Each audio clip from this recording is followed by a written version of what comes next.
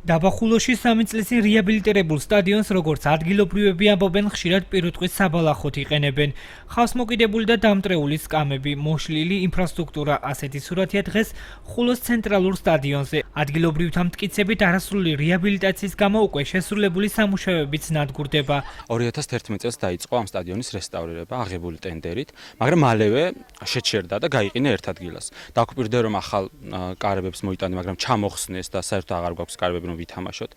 სკამები დაამონტაჟეს, მაგრამ ეს სკამები ხავსითაა მოცული, რადგან გამოყენება არ აქვს და ან ყველაფერი გაჩერდა ერთ ადგილზე. მინდორი მთლიანად მუხლებამდე ბალახითაა მოცული მთლიანად და ადგილობრივები იყენებენ მხოლოდ ერთადერთი დანიშნულებით ეს არის პირუტყვის საძოვებლად. მიტოვებული როცა ზოგმა საქონელი შემოიყვანა, ზოგმა თავისებურად გამოიყენა და ცაოთ ყველაფერს ვაკეთებთ იმისათვის რომ ახლა შესუფთავი კი შევინარჩუნოთ, მაგრამ რაც შეეხება საფეხბურთო თემას, აქ შეიძლება მოედანზე თამაში. სტადიონზე მოუწესრიგებელ ინფრასტრუქტურაზე საუბრობს სპორტ სკოლის თანამშრომლებიც. დირექტორი ჯუმბერ ბოლქვაძე მაცნესთან საუბარში განმარტავს, რომ პრობლემებს ადმინისტრაცია უახლოეს რამდენიმე დღეში მოაწესრიგებს.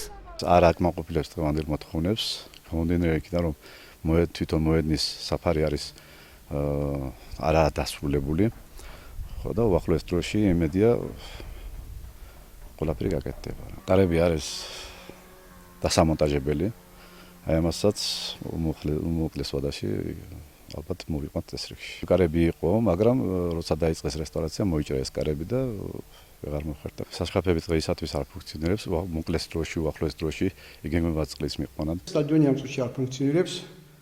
არ არის ის დონის გაკეთებული სტადიონი ფუნქციონირებს. არის ამბობენ რომ ამ დღეებში მოაწესრიგებთ ყველაფერს და სტადიონი მოწესრიგდება და თამაში დაიწყება ლიგაზე და ეს აჭარის პირველობა.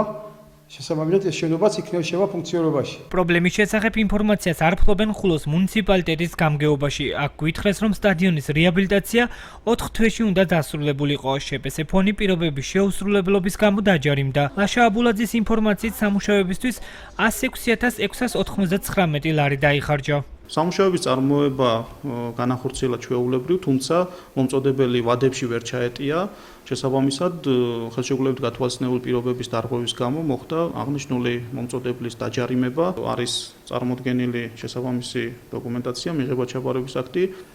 თუმცა თქვენი ინფორმაციით როგორც ირკვევა, სამუშაოები არის ხარვეზებით შესრულებული. ჩვენი მხრიდან მოხდება, თქვათ, საკითხის შესწავლა უფრო დეტალურად, იმიტომ რომ ამ ეტაპზე მე პირადად ინფორმაცია არ მქონდა. შეპესე ფონის დირექტორი ჩვენთან საუბარში აცხადებს, რომ რეაბილიტაცია ტენდერით გათვალისწინებული პირობების დაცვით შესრულდა. დავით ქონიაძე ამბობს, რომ სამუშაოები ხარისხიანად ჩატარდა, რაც გამგეობის წარმომადგენლებმა დადებითად შეაფასეს.